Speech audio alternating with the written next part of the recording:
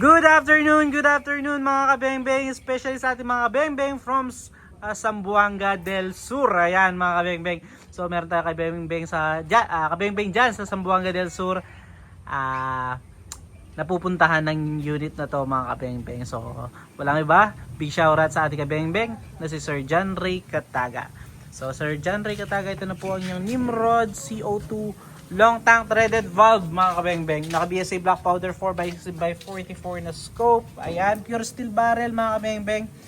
Ayan po, makikita nyo, wala pong jacket yan mga kabengbeng. To pure steel barrel po yan na Nimrod. So ito, subukan po natin. Ayan po yung ating steel plate. So gagamitin natin pellets mga kabengbeng, Meteor pellets po. Ayan. So ito, subukan na natin, no?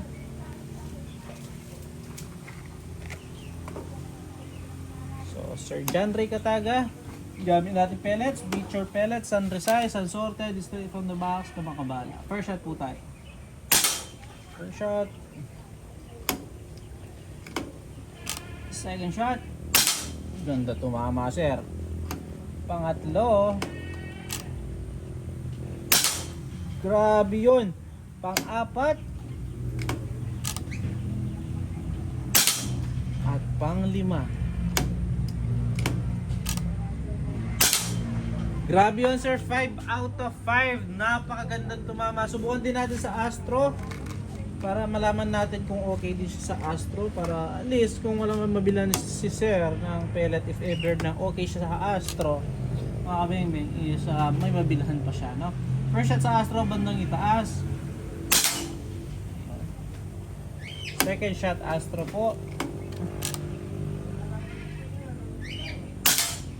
Uy, okay din sa Astro ah.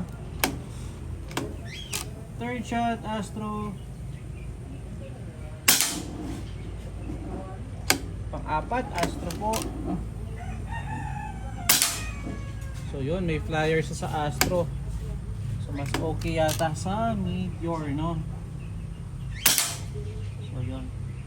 Sir, ayun, nakita niyo naman sir, mas okay siya sa Meteor po. So puntahan po natin yung ating naging grouping sir.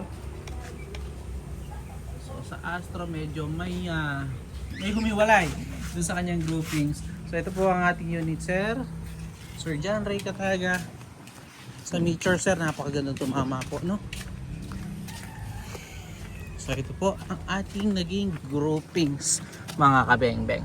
So yan, 5 shots po using Meteor pellet sir. Ayan po ang kanyang naging groupings. Then sa Astro, meron tayong humiwalay na isa. Ayan. Ayan, 4 shots. Then may isang humiwalay po, no? So yun sir, again mga bengbeng, Sir John Ray Kataga, pahintayin na lang po yung unit. Again mga bengbeng, peace out.